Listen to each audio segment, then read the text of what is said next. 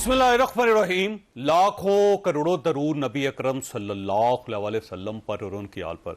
General Faiz Hamid साहब की खबर को बड़े दिन गुजर गए हैं, लेकिन इसके बावजूद ये खबर आज भी जिंदा है, बल्कि इसके अंदर से नई नई चीजें निकल रही हैं और ये एक इंप्रेशन क्रिएट हो रहा है कि ये जो गिरफ्तारी है ये कहीं ना कहीं इमरान खान साहब के गले पड़ने वाली है और कहीं ऐसा ना हो कि जनरल फैज हमीद साहब के इंकशाफात से इमरान खान साहब के ऊपर नए केसेस खुल जाएं और पार्टी जो है उसके ऊपर भी पाबंदी ना लग जाए, कहीं ऐसा कहा जा रहा है।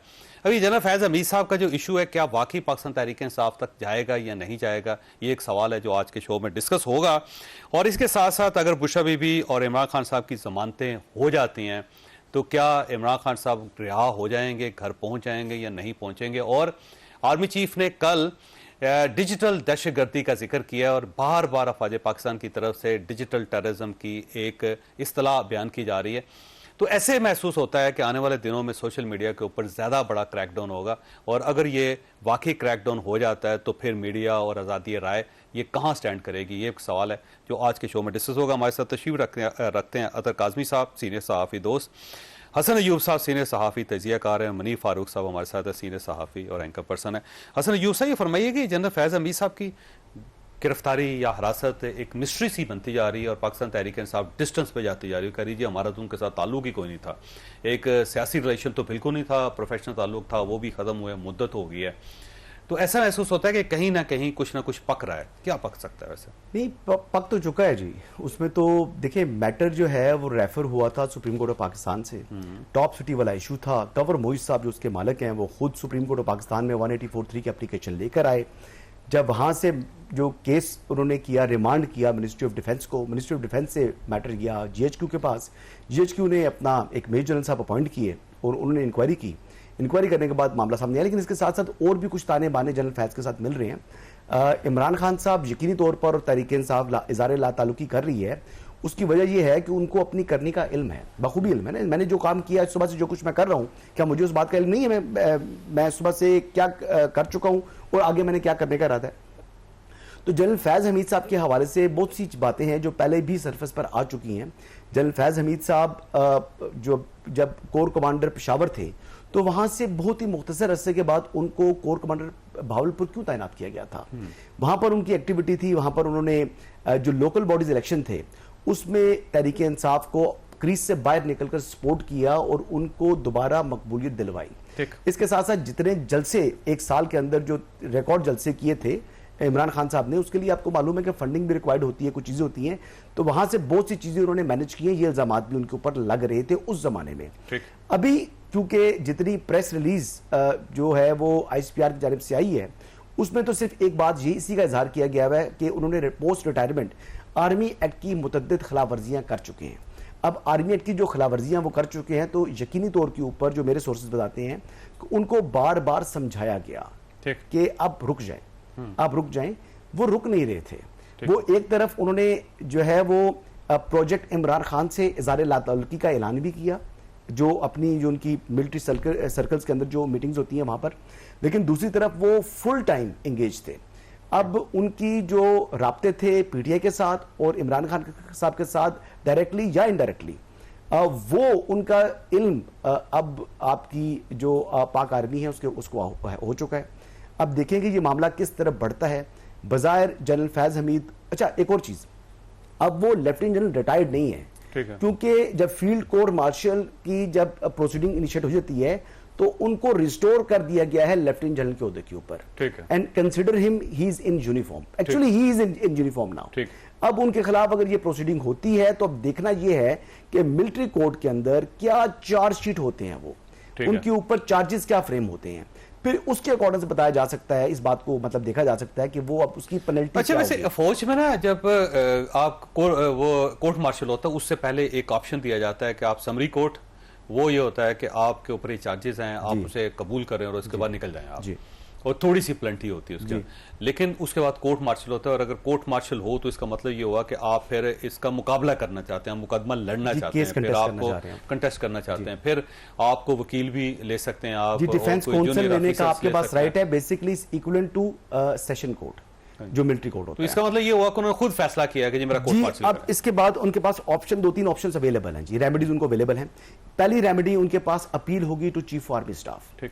उसके अगर वहां पर भी उनके खिलाफ डिसीजन आता है तो फिर उनके पास एक और, इन केस अगर वो कन्विक्ट होते हैं तो उसके बाद उनके पास सेकंड ऑप्शन होगा हाई कोर्ट का, और हाई कोर्ट के बाद सुप्रीम कोर्ट का ऑप्शन भी उनके पास अवेलेबल है। तो देखिए, एक ड्यू प्रोसेस ऑफ लॉ या एक किस्म का उनको जो जितनी रेमेडीज हैं वो अवेलेबल हैं, जितनी मुझे अवेलेबल हैं शायद उससे एक हद ज्यादा उनको अवेलेबल होगी। ठीक।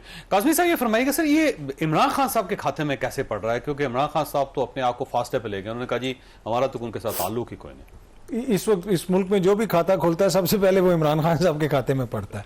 तो इधर तो आप देख लें 200 मुकदमे उनके ऊपर पहले भी हैं, तो वो मेरे लिए तो ये हैरानगी की बात नहीं है कि इसमें भी उनका नाम आ रहा है। अब जो बाकी फौज का अपना एहतसाब का एक अमल है, अंदरूनी प्रोसेस है, उसके तहत जनरल फैज को वो पकड़ रहे हैं, उनके ऊपर मुकदमा वगैरह भी चलेगा। लेकिन रिटायरमेंट के बाद उन्होंने क्या आर्मी एक्ट की खिलाफ वर्जी की वो तफसीलात भी सामने आएंगी। लेकिन वो तो रिटायरमेंट से पहले ही आइन और कानून की खिलाफ वर्जी कर रहे थे। और ये मैं आप या हसन भाई नहीं कह रहे, ये तो ख्वाजा आसिफ साहब ने, वजीर दिफा ने कुछ दिन पहले एक टीवी प्रोग्राम में कहा कि जब वो DGISI थे मेरे पास आए और कहा कि पंजाब की हुकूमत संभाल लो। वो किस आइन और कानून के तहत? तो असल इशू ये है कि जब वो वर्दी में थे उस वक्त उन्होंने कितनी दफा आइन तोड़ा, क्या वो भी मामला देखे जा रहे हैं? ये भी अब चीजें जब क्लियर होंगी तो पता चलेगा। दूसरी बात यह है कि क्या इससे इमरान खान की सियासत को फर्क पड़ेगा? देखें, यहाँ पे हर एक गिरफ्तारी के बाद हर एक उसके बाद कहा जाता है कि इमरान खान की सियासत खत्म हो गई और अब ये जो बंदा इस दफा पकड़ लिया ये हो जाएगा। ऐसा कुछ भी नहीं होना। जो फौज का अपना एक एहतसाब भी का अमल है उसके तहत वो डील करेंगे फैज हमीद साहब से। ना इससे इमरान खान की सियासत पे कोई फर्क पड़ेगा, ना इससे इमरान खान की सपोर्ट पे कोई फर्क पड़ेगा।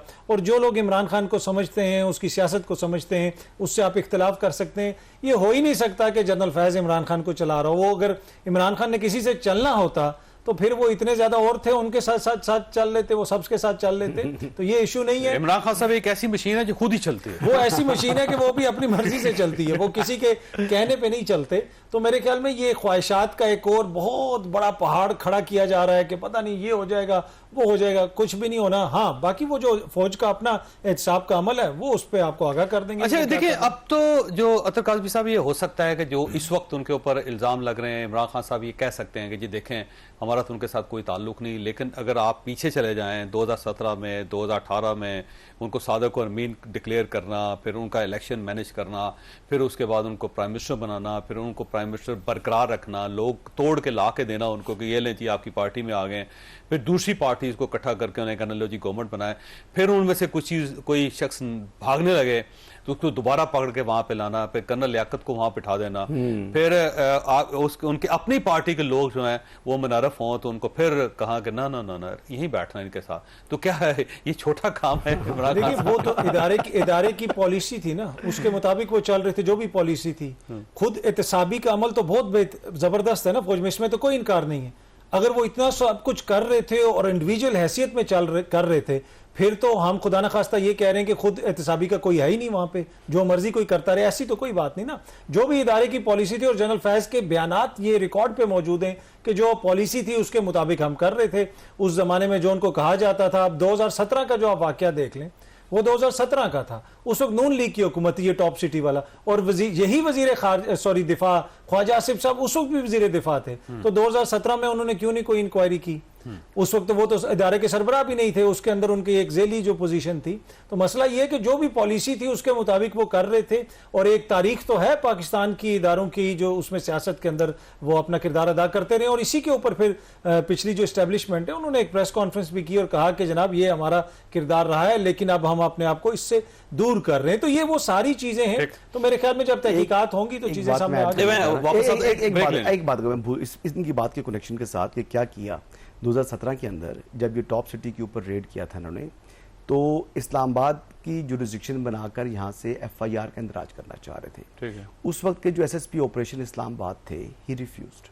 ठीक है। तो उसके बाद फिर इनको मैनेज करना पड़ा चीज़ें। जैसे आपको मालूम है कि ये DGC थे, काफ़ी इन्फ्लुएंशियल थे, और फिर वो बंदा बेचारा जो है ना, जब वही जो पुलिस ऑफिसर थे, जब वो गए लाहौर में तो छोटा सा वाकया हुआ था मीनार पाकिस्तान का, जिससे उस शख्स का कोई लेना देना नहीं था, उस पुलिस ऑफिसर का। He was a DIG operation. वहाँ से फिर उनको चंद दिनों बाद वहाँ से ट्रांसफ़र कर दिया गया।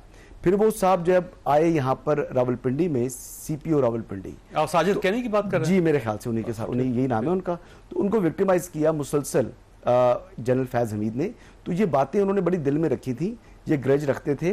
और बात यह है कि जो पाकिस्तान तहरीक इंसाफ के टिकट्स थे 2018 के इंतखाबात के लिए, मुझे खुद कितने उसके बाद जो एमएनएस बन चुके थे उन्होंने खुद बताया कि हमें टिकट जो है वो खान नहीं दे रहा था, हम तो जनरल फैज से लेकर आए टिकट। आपके इल्म में भी ये बात होगी। अच्छा, वैसे यहाँ पे ना ये बात मैं इनसे एग्री करता हूँ। देखिए उनका किरदार था, तो यही तो हम कह रहे हैं कि जब वो वर्दी में थे, जो उनका उस वक्त गैर आईनी किरदार था, उसके हवाले से क्या किया जा रहा है? क्या मौजूदा हुकूमत कोई स्टेप लेगी? क्योंकि ख्वाजा आसिफ साहब ने कंफर्म किया कि एज ए हाजिर सर्विस DGISI उन्होंने मुझे आके सियासी ऑफर्स की, ये वजीर दिफा कह रहा है। तो उसके ऊपर एक्शन आप क्या ले रहे हैं, ये हमें समझ नहीं। इमरान खान साहब वैसे राब्ता कोई नहीं था, तो राब्ता मैं बता रहा हूं कि कनेक्शन क्या था कुछ इससे। वो चीज तो आप कह रहे हैं कि एस्टैब्लिश हो रही है, जी, जी। उस ये हुकूमत उनके खिलाफ उस मामले पर कार्रवाई करे। लेकिन यहाँ पे एक और सवाल बात है। को भी काजमी साहब माने ना कि इमरान खान साहब उनकी पॉकेट के अंदर थे। अब एक और सवाल भी है कि क्लियर ही थे। कहा यह जा रहा है, बल्कि अच्छा। कुछ सवाल ये उठ रहे हैं कि शायद जो 9 मई का वाकया है उसके अंदर कहीं ना कहीं जनरल फैज हमीद साहब की इन्वॉल्वमेंट हो सकती है, क्योंकि जो 200 मकामात है उसके लिए बाकायदा रैकी करवाई गई, बताया गया, तो वो कोई इनसाइडर ही बता सकता है। अब अगर ये चैप्टर खुल जाता है तो क्या ये खौफनाक नहीं? मेरे ख्याल में मुताबिक कुछ और लोगों को भी प्रोग्राम में दोबारा खुश आमदीद। मनीष साहब ये फरमाइएगा सर, ये एक इंप्रेशन सा क्रिएट हो रहा है कि जो 9 मई के वाकयात थे, कहीं ना कहीं जनरल फैज हमीद साहब की इन्वॉल्वमेंट थी कि वो अगर इंफॉर्मेशन ना देते, जो अफवाज पाकिस्तान के जो इनर सर्कल्स हैं, कौन कौन से सेंसिटिव पॉइंट्स हैं, कौन सी सेंसिटिव नर्व्स हैं, तो शायद 9 मई इस लेवल तक ना जाता। तो कहीं ऐसी सूरत हाल डेवलप तो नहीं हो रही कि 9 मई का एक नया चैप्टर खुलेगा और उसमें इमरान खान साहब और जनरल फैज हमीद साहब दोनों पकड़े जाएंगे दोबारा?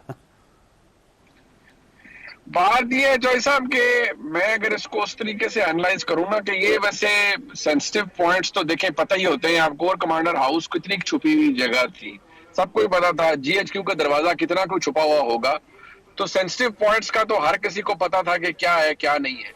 बट मेरे ख्याल में सबसे बड़ा इशू ये है कि जनरल साहब का जो ताल्लुक था पाकिस्तान तहरीक इंसाफ के साथ, वो वर्चुअली मतलब कोर कमेटी के मेंबर ही थे ना, और वो ऐसे ही था कि जिस तरीके से इमरान खान साहब के दौर में भी वो हुकूमत चलाते रहे। इमरान खान साहब तो बाकायदा तौर पर ये डायलॉग होता था उनका शहजाद अकबर साहब से, मतलब वो यही कह रहे हो यार फलाना बंदा नहीं तुमसे ठीक हुआ, देखो मैं भी उसे ठीक करवा लेता हूँ, अभी मैं करवा लेता हूँ। तो वो तो बड़े ही लोकल इश्यूज के अंदर भी DGI को इन्वॉल्व कर लेते थे इमरान खान साहब। अब जाहिर बात है जब उन्होंने ये सब कुछ किया तो फिर उसका कोई ना कोई नतीजा तो सामने आना था। अब मसला ये है कि जो मुखालफत जनरल फैज हमीद साहब की जनरल आसिफ मुनीर साहब के साथ थी, उसका शाखसाना भी बड़ा पुराना है। वो मामला जो बाकायदा तौर पर हो रहा था अक्टूबर नवंबर 2022 में, उसकी बिलवास्ता या बिला वास्ता उसका ताल्लुक भी इमरान खान साहब से जाके जुड़ जाता है, क्योंकि इमरान खान साहब ने सियासी फ्रंट से संभाला हुआ था। इमरान खान साहब बैड माउथ करते थे, बाकायदा तौर पर इनको जो नए आने वाले आर्मी चीफ थे उनको, तो वो एक इंप्रेशन ये था, वो बार बार यही कह रहे थे कि देखें ये 2 आर्मी चीफ को लाना चाह रहे हैं कि जो अपना जो इनकी करप्शन को छुपाएगा, जो ये करेगा वो करेगा। सो उनको बेसिकली उनकी अपॉइंटमेंट को सैबोटाज करना चाह रहे थे। तो जो मामलात हालात सामने थे वो तो अब किसी से ढके छुपे नहीं है।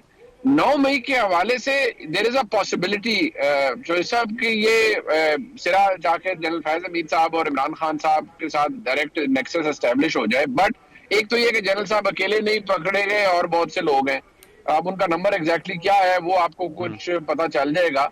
लेकिन दूसरी बात ये है कि अगर ये साबित हो जाए, और जो करने वाले हैं वो शायद साबित कहते हैं जी हुआ है, और इसीलिए हमने एक लफ्ज एस्टेब्लिश इस्तेमाल किया है कि बाकायदा तौर पर एक इंट्रीग, एक साजिश जनरल फैज हमीद साहब करवा रहे थे तहरीक इंसाफ की मदद से या सम जिन भी एलिमेंट्स की मर्जी से, वो अब साबित हो गई है। और हमने अब इसका कलाकामा करना है, हमने इसको will nip the evil in the bud. तो फिर अब आप उसको कैसे रोकेंगे या क्या करेंगे? कल वो ये कहते हैं जी कि हमने तो एक्सेप्शन क्रिएट कर दिया कि हमने तो अपने बंदे को भी नहीं छोड़ा, एक 3 स्टार जनरल को, फॉर्मर DGI को हमने रगड़ दिया है फील्ड जनरल मार्शल में, फील्ड कोर्ट मार्शल कर रहे हैं। तो अब फिर और भी हमारे पास किसी का जवाब नहीं है कि अगर अदालतें सजा नहीं देती तो फिर हम मिलिट्री कोर्ट का ऑप्शन इस्तेमाल करें या किसी और चीज का ऑप्शन इस्तेमाल करें। लेकिन ये मुझे अंदाजा अब हो गया चौधरी साहब कि ये जाएगा दूर तक अब मामला। बिल्कुल सही है। अच्छा हसन अयूब साहब, ये जो मामला है ज़ाहिर इतना सिंपल नहीं है। पाकिस्तान की 77 ईयर की हिस्ट्री में पहली मरतबा किसी DGISI का इस तरह एहतसाब हुआ है, कोर्ट मार्शल हुआ है।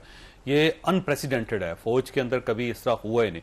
दूसरा, आर्मी चीफ्स के बारे में कहा जाता है कि उससे पहले राइवलरीज होती हैं, कहीं आगे निकलना चाहते हैं, कहीं चीफ बनना चाहते हैं, लेकिन जब चीफ बन जाता है तो फिर वो बाइस नहीं रहता, फिर वो एक खुले दिल के साथ करता है और हर किस्म की मुखालफत को बर्दाश्त करता है। ये मेरा ख्याल है कोई ऐसा वाकया हुआ है, एक बड़ा इंसिडेंट हुआ है जिसकी वजह से इस लेवल तक फौज को जाना पड़ा।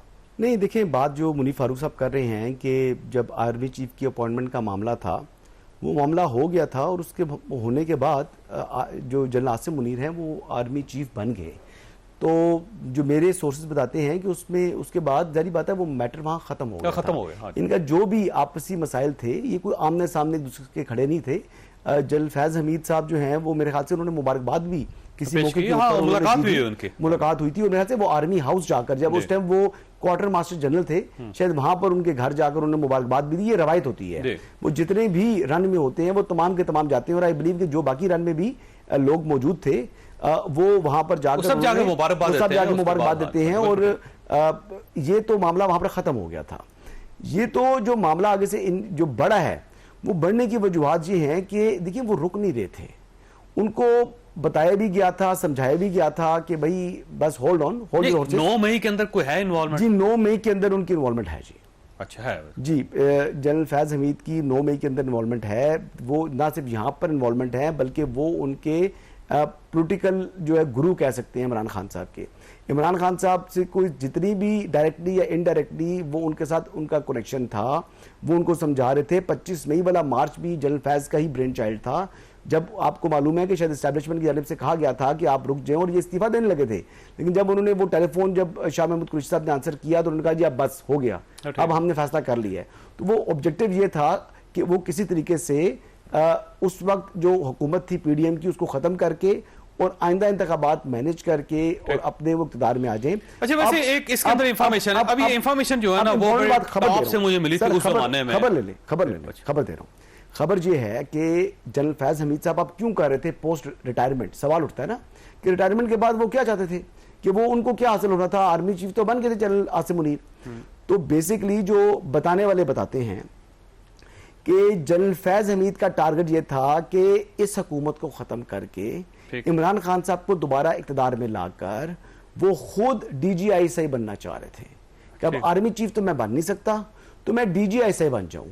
और आपको मालूम है कि जब उन्होंने अपनी बेटी का फंक्शन किया था, जब पेशावर वाला, जब कोर कमांडर पेशावर थे, उसमें तमाम जनरल्स को 3 स्टार्स को उन्होंने दावत दी थी, सिर्फ 2 जनरल्स को उन्होंने बीच में इनवाइट नहीं किया था और वो एक जनरल नदीम अंजुम साहब थे और दूसरे जनरल आसिम मुनीर थे। ठीक है। तो ये इनका इश्यूज आपस में यकीनी तौर पर थे, लेकिन इसके बावजूद बड़ेपन का मुजाहरा था जनरल आसिम मुनीर का और उस चीज को उन्होंने छोड़ दिया। लेकिन अब जब DGISI बनने का ऑब्जेक्टिव रखकर एक बंदा मुसलसल आर्मी एक्ट की खिलाफवर्जी कर रहा हो तो मेरे ख्याल से एनफ इज एनफ। ठीक।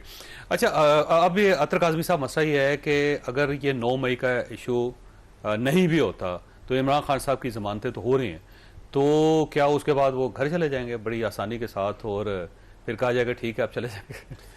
नहीं, अब देख लें, ये तो मोज़ेस जो हुकूमती वुज़रा हैं वो टीवी पे बैठ के कहते हैं किसी और केस में हम उनको पकड़ लेंगे। ये मेरे और आपके कहने की बात तो है नहीं, हुकूमत का इंटेंट तो बिल्कुल वाजे है। बाकी अब देखें 9 मई के मुकदमात में जो मुलविस है अगर कहीं पे साबित होता है उसको सजा मिलनी चाहिए। ये तो नहीं हो सकता कि किसी अगर इनकी इन्वॉल्वमेंट निकल आती है जनरल फैज़ हमीद के साथ या फैज़ हमीद की इनके साथ निकल आती है फिर तो ये खौफनाक केस बन जाएगा ना। मतलब अगर निकल आती है तो वो तो देखें पता चलेगा जब सामने होगा, पर उससे पहले ही उनके ऊपर बड़े खौफनाक केसेस हैं। अब इस वक्त 1 साल के अंदर कौन सा ऐसा हुकूमत के पास नई चीज आई है जिससे इमरान जो जनरल फैज़ हमीद साहब का चल रहा है, तो देखें वो तो फौज का एक एहतसाब का अमल है, वो वहां पे करेंगे और फिर इंफॉर्मेशन हमारे सामने आ जाएगी। इधर इमरान खान तो हुकूमत की कस्टडी में, इमरान खान तो जेल के अंदर बैठा हुआ है। तो 1 साल के अंदर आप देख लें किसी अदालत में इन्होंने क्या सबूत पेश किया है कि जी चक्री पे कोई इंस्पेक्टर फिर रहा था, उसने सुना कि जनाब वहां पे कोई मनसूबाबंदी हो रही थी, या वो इंतहाई मज़ाक़ा खेज किस्म की बातें। और यही वजह है कि फिर लाहौर हाई कोर्ट ने भी लिखा कि कोई ऑडियो वीडियो शवाहिद आप नहीं दे सके। इमरान खान तो देखें, ये इस कौम को ये इतनी मतलब तो समझ है ना कि 9 मई को क्या हुआ था। 9 मई को गैर कानूनी तौर पे रेंजर्स घुसी इस्लामाबाद हाई कोर्ट में और इमरान खान को घसीटती भी वहां से ले गई। तो 9 मई को तो इमरान खान कैद था, 10 मई को तो इमरान खान कैद था, तो इमरान खान तो बाहर ही नहीं था। और फिर ये लिखा मोअज़्ज़िज़ अदालत ने सुप्रीम कोर्ट के फैसले में लिखा हुआ है कि इमरान खान को इसमें से किसी चीज का इल्म ही नहीं था। तो जब सुप्रीम कोर्ट के फैसले में लिखा प्लानिंग तो क्या उससे साबित पहले हो होगा? चुकी थी, सबको पता था कि इमरान खान साहब गिरफ्तार होने वाले हैं, और इमरान खान साहब ने बाकायदा उससे पहले खिताब किया और उनका बाकायदा एक वीडियो है, उन्होंने सबसे कहा कि करना है। फिर उन्होंने एक इजलास किया, उसमें उन्होंने कहा कि मैं गिरफ्तार हुआ तो जहां जहां हमने कहा हुआ है वहां आपने तरह नहीं, अगर ऐसी कोई देखें किसी ने भी कानून तोड़ा है, चाहे इमरान खान साहब को कोई भी, कतन कोई रियायत नहीं। देखें, एक तो जो ये कहा जाता है ना कि इदारा माफ नहीं करेगा, इट्स नॉट अबाउट इदारा, कोई पाकिस्तानी माफ नहीं करेगा। कैसे आप फौज पे हमला कर सकते हैं, कैसे आप अपने इदारों को टारगेट कर सकते हैं? ये इदारे का मसला नहीं, ये मुल्क का मसला। अगर वो इसमें मुलविस हैं जरूर उनको सजा मिलनी चाहिए। लेकिन ये जो वीडियो है ये क्या बिना का गीत माले वाला रिलीज इमरान खान साहब ने खुद भी कहा कि मैंने वीडियो रिकॉर्ड की, मैंने अपने बंदों लोगों से कहा कि अगर मुझे गिरफ्तार किया गया तो GHQ के सामने पूरा मन आपने मुजाहरा करना है, एहतजाज करना है। तो इमरान खान साहब को खुद तस्लीम कर और 4 मरतबा मान फिर उनको अदालत से किसी से सजा क्यों नहीं हो रही? मतलब अगर ये सारी प्रोसिक्यूशन वहां पे है ही, प्रोसिक्यूशन वहां पे ये तो बड़े सादे हैं मेरे भाई। अरे मनीष साहब, अगर ये केस इतने खौफनाक हैं, बड़े हैं, तो फिर सवाल तो ये भी बनता है कि अदालतों को ये नजर नहीं आ रहे और क्यों इमरान खान साहब की जमानतों पे जमानतें हो रही हैं, और इस केस के अंदर 9 मई के केस के अंदर उनको तो हो गए हैं, लेकिन ना रेफरेंस बन रहा है, ना केस बन रहा है, ना सजा हो रही है, तो क्यों नहीं हो रही? सवाल है आपके पास। छोटी सी ब्रेक और ब्रेक के बाद दोबारा प्रोग्राम में दोबारा खुशामदीद। मनीष साहब, ये फरमाइएगा सर, ये केस अगर इतने सीरियस हैं और इतने सीरियस हैं कि पाकिस्तान की तारीख में पहली मर्तबा एक साबिक DG ISI का कोर्ट मार्शल हो रहा है, तो इमरान खान साहब या फिर इनके साथियों को सजा क्यों नहीं हो रही? अदालतों से रिलीफ क्यों मिलता चला जा रहा है? 2 एलिमेंट है इसके साथ जो मेरे नजदीक। एक तो ये कि जो फौजदारी मामलात हैं, अदालतें या तो प्रोसिक्यूशन के पास वो जो कॉन्क्रीट एविडेंस है जिसमें ये साबित होता है, देखिए आपने साबित करना है ना, तो म्यार होता है बियॉन्ड रीजनेबल डाउट। एक तो ये कि शायद उनके पास वो एविडेंस नहीं है जो एविडेंस चाहिए, ठीक है, एक तो एलिमेंट ये हो सकता है। दूसरा एलिमेंट ये हो सकता है जी कि क्योंकि एक ओवरऑल इंप्रेशन है, वो एक बड़ी लाउड सी थिंकिंग है, एक आर्ग्यूमेंट है जो दिया जाता है कि क्योंकि आला अदलिया के अंदर बड़ा एक टिल्ट है टुवर्ड्स PTI, तो जज साहबान इस तरह से फैसले देते हुए भी वो घबराते हैं या वो नहीं देते, क्योंकि जारी बात है लोअर जुडिशरी जो है वो कितनी की डिपेंडेंट है या क्या है वो भी सबके सामने ही है। एक तो ये तासुर दिया जाता है, लेकिन उसके हवाले से एक आर्गुमेंट ये भी है जी कि हमारे मुल्क के अंदर जैसे भी ये राइट्स वगैरह के फैसले होते हैं या इस तरह के बलवे वगैरह के जो फैसले होते हैं, ये इतनी आसानी से नहीं दिए जाते। ये अनरूली मॉब के ऊपर तो दे दिए जाते हैं, ये किसी एक बंदे के ऊपर स्पेसिफिक होके नहीं दिए जाते। अब इसके अंदर जो प्रॉब्लम एरिया है वो क्या है? अभी रिसेंटली इमरान खान साहब ने कहा, और पहले उन्होंने अपने वो वीडियो स्पीच में भी कहा हुआ है जी कि मुझे जब गिरफ्तार कर रहे थे तो लोगों ने कहाँ जाना था, रेंजर्स में के बाहर जाना था या फौज के उधर जाना था बाहर। अब उन्होंने रिसेंटली भी कहा, पहले सरमाग रखर साहब ने एक बात की, फिर दूसरी बात की। बहरहाल अगर वो ये मानते हैं कि मैंने कहा था कि मुझे अगर गिरफ्तार करें तो कंटोनमेंट के बाहर जाके एहतजाज करना, ये इस काम के लिए तो काफी है कि उनको इस पे छोटी मोटी सजा तो हो ही सकती है कि जी आपने लोगों को वहां बुलाया था, लोगों ने वहां पथराव कर दिया, जला गिरा दिया, पूरा कोर कमांडर हाउस गिरा दिया।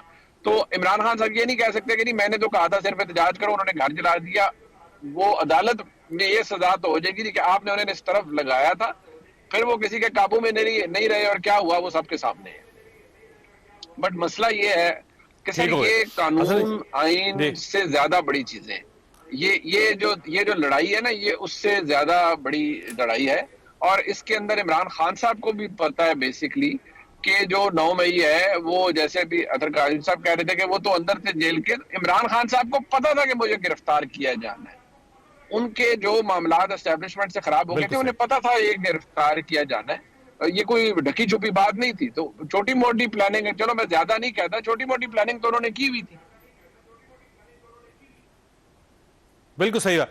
अच्छा, अब ना हसन अयूब साहब ये फरमाइएगा कि आर्मी चीफ ने कल कहा कि ये जो डिजिटल दहशतगर्दी है उससे पाकिस्तान को डिवाइड किया जा रहा है और इदारों के खिलाफ एक महाजराई हो रही है पाकिस्तान के अंदर, लेकिन कौम इकट्ठी है और इन चीज़ों को शिकस्त देगी। ये जो डिजिटल दहशतगर्दी है ना, ये एक नई इस्तिलाह है और ऐसा लगता है कि और इसको नैरो किया जा रहा है। बहुत सारे लोग गिरफ्तार हैं, बहुत सारे लोगों को सर्कल किया गया है। फायरवॉल जो है वो उसके 2-2, 3-3 तजर्बात हो चुके हैं। और अब ये बताएं कि ये आने वाले दिनों में मेरा ख्याल है कि बहुत बड़ा क्रैकडाउन होने वाला है इस मामले में, जो बार बार कहा जा रहा है। देखिए, क्रैकडाउन नहीं होने लगा, इसमें होने ये लगा है कि आपका पहली चीज़ जो फायरवॉल लगी है, ये गेट कीपर लग गया है आपकी साइबर स्पेस के ऊपर।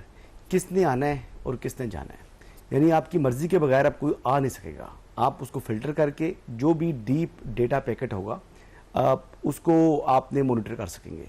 ये है फायरवॉल, बड़ी सिंपल और आसान अल्फाज में।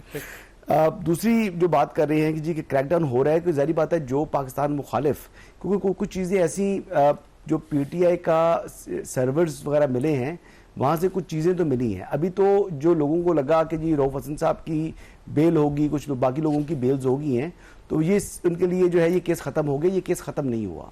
मैंने पहले भी ये बात की थी, ये थोड़ा सा लंबा केस चलता है। FIA का जो काम का तरीका है वो जैसा स्कॉटलैंड यार्ड है ना, वो पहले इंक्वायरी करती है, फिर FIR देती है और फिर इन्वेस्टिगेशन होती है। तो ये प्रोसेस थोड़ा सा वर्किंग थोड़ी सी मुख्तलिफ है।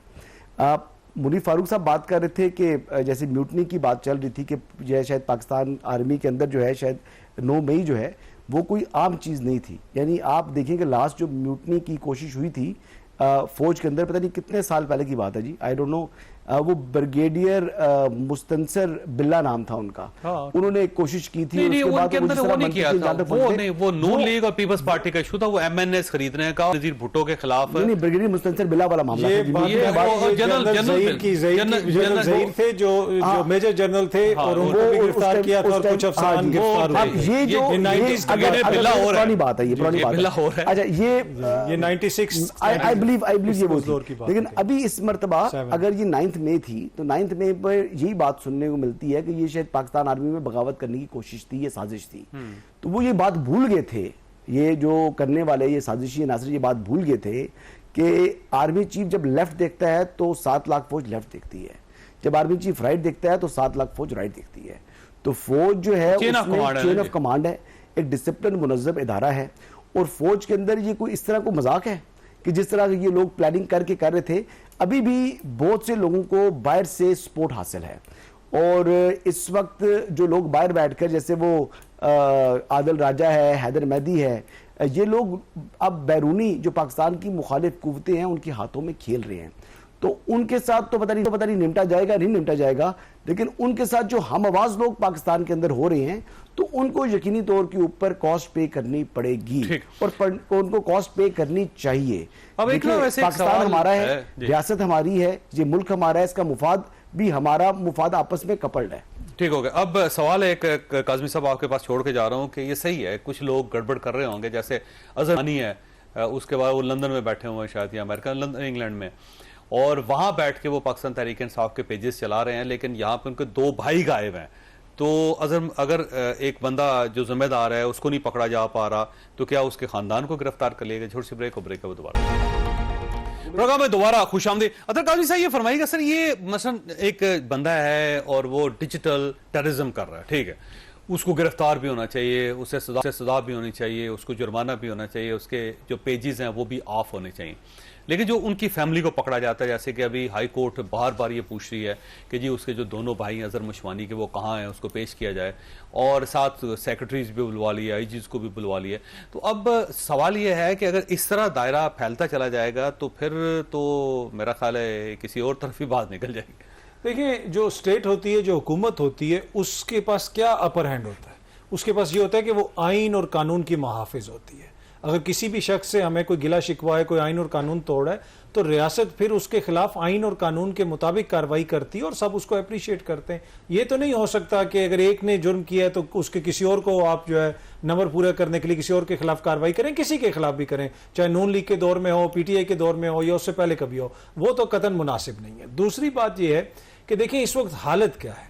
हालत यह है कि एक तरफ मरियम बीबी का टाइम स्क्वायर के ऊपर नवाज शरीफ IT सिटी का इश्तिहार इन्होंने लगवाया, दूसरी तरफ मुल्क में इस वक्त इंटरनेट ही सही नहीं चल रहा है, व्हाट्सएप के ऊपर मैसेज ही डाउनलोड नहीं हो रहा। अभी ये पता नहीं इन्होंने क्या किया है, कौन सी फायरवॉल या फाइबर वॉल है, हमें नहीं पता। हुकूमत बाकायदा तौर पे तो कुछ बताती नहीं है, कभी या तो आके बताएं कि क्या किया। इस वक्त जो फाइबर दुनिया का सबसे बड़ा फ्रीलांसिंग प्लेटफॉर्म है, उसने पाकिस्तान के लोगों को एक तरह से वहां पे गैर मौसर कर दिए कि वहां पे जनाब इंटरनेट की सर्विस भी ठीक नहीं, मैं अभी की बात कर रहा हूं। अभी आप कम्युनिटी उनकी जाके गूगल कर लें, जो लोग देख रहे हैं आपके वो भी गूगल करें और जाके उसमें गूगल में लिखें कि fibre Pakistan internet related issues, वो उनकी कम्युनिटी में पूरी उसकी आई हुई है चीजें। दूसरी बात ये है कि अभी जो बहुत सारे जो दीगर प्लेटफॉर्म्स हैं जहां पे फ्रीलांसर्स काम करते हैं, वहां पे क्या इंटरनेट का इशू नहीं आ रहा है? इंटरनेट स्लो हुआ है। आप मैं सुबह से बगैर आप जो है वो VPN के व्हाट्सएप के ऊपर वीडियो भी डाउनलोड नहीं कर सकते, जो मोबाइल कंपनियों का डेटा है। तो ये वो सारी चीजें। अब इशू ये है कि इस फायरवॉल से हमने क्या कमाया है, क्या हमारा इसमें नुकसान हुआ है, ये सारी चीजें देखनी, बाकी इसमें कोई दो राय नहीं।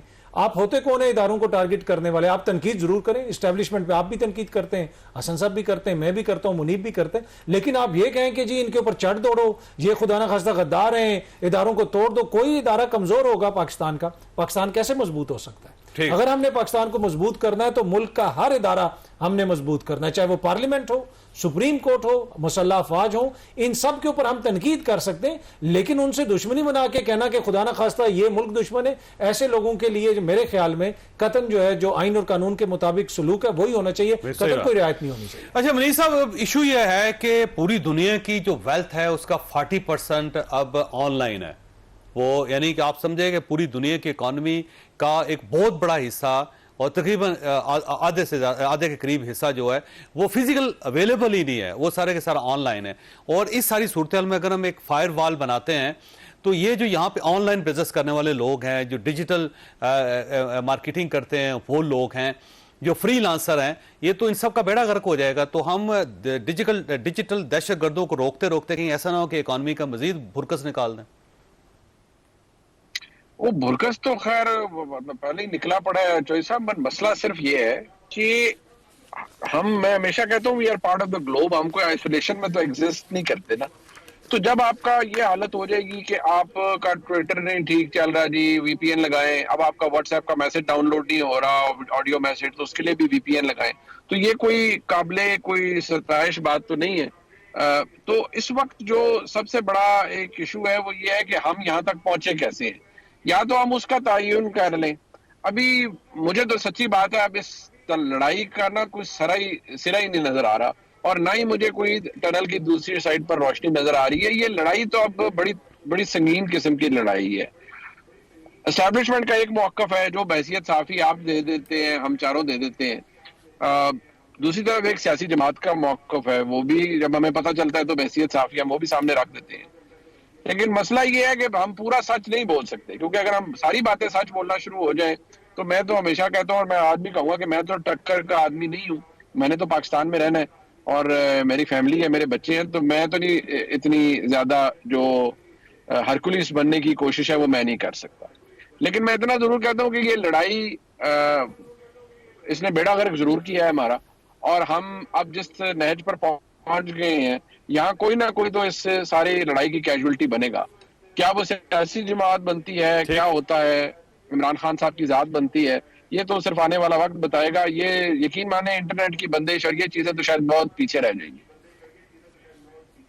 सही बात। हसन अयूब साहब, कोई वे फॉरवर्ड है, कोई वे आउट है इस सारी सूरत? ये है कि ये जो लड़ाई जिसका जिक्र कर रहे हैं मुनीफ फारूक साहब, ये काफी लंबी लड़ाई हो चुकी है, अब ये कंक्लूड होने के करीब है। मैं टाइम तो नहीं दूंगा, डेट तो नहीं दूंगा, लेकिन अब ये महीनों की बात नहीं है, ये हफ्तों की बात है। 8 हफ्ते लगते हैं, 10 हफ्ते लगते हैं, 4 हफ्ते लगते हैं, बस ये मामला अब इतना ही है, या 12 हफ्ते लगते हैं, इससे ज्यादा काम ये चलेगा नहीं। अब इसने कंक्लूड होना ही होना है। कैसे होगी कंक्लूड? बस होने जा रही है, कुछ है एविडेंस, कुछ चीजें ऐसी हैं जो कि चीज़ें अब मंतकी अंजाम के करीब आ चुकी हैं। और मेरे ख्याल के मुताबिक कुछ देखिए, जो ये लड़ाई लंबी हुई है ना, इसने इतना लंबा होना नहीं था। हमारे कुछ मुअज़्ज़िज़ीन की इसमें जो है वो कुछ हिस्सा है जिन्होंने इसको ज़्यादा लंबा कर दिया, इसको तवालत बख्श दी, वरना कब का ये मामला जो है वो अपने मंतकी अंजाम तक पहुंच चुका होता। अगर एक तरफ से आप एक आदमी को जिसने क्राइम कमिट किया हुआ है उसको मुसलसल रेस्क्यू किया जा रहा है, तो फिर आप ये देख लें कि सिस्टम ने रिएक्ट करना होता है। बहुत से ऐसे सॉलिड एविडेंस को भी उठा के डस्टबिन में फेंक दिया जाए। ये कह रहे थे जी कि 200 मुकदमात बने हैं, आज की तारीख में अगर 2000 मुकदमात भी बना दें तो मेरे ख्याल से एक महीना भी नहीं लगना उनके, या तो उनके मुकदमात में उनका एक्विटल हो जाएगा, या बानी चेयरमैन तहरीक इंसाफ और उनके जो लाइक माइंडेड या ब्लू आइड लोग हैं उनकी बेल्स हो जाएंगी। तो ये तो कोई ऐसे अचंभे की बात तो मुझे नज़र नहीं आ रही। हाँ, वो प्रोसिक्यूशन का केस मजबूत है, कमज़ोर है नहीं है, इस तरह की चीज़ें हमने देखी हैं कि जहाँ पर जो एक्विटल कर दिया मियाँ वाली के अंदर, आप देख लें कि वो एयरक्राफ्ट को जलाया गया, दीवार तोड़ी गई, एक आदमी भी ऐसा नहीं है जो इस वक्त वहाँ पर गिरफ्तार हो। तमाम के तमाम लोगों की या जमानतें हो चुकी हैं या एक्विटल हो चुका है। वहाँ पर मेरे ख्याल से खलाई मखलूक ने जाकर वो तमाम चीज़ें तबाही की हैं, या वो लोगों को जो दीवार पर बहुत बड़े सवाल हैं जो आने वाले दिनों में मेरा ख्याल है खुलेंगे। और मैं हसन यूसुफ साहब की इस बात से इत्तफाक करता हूँ कि ये मामला अब ज्यादा देर नहीं चल सकेगा, क्योंकि अगर पाकिस्तान चलाना है तो इन मामलात को खत्म करना पड़ेगा। अल्लाह ताला और आपके अहल खाना को हर किस्म की मुसीबत से महफूज रखे। अल्लाह हाफिज।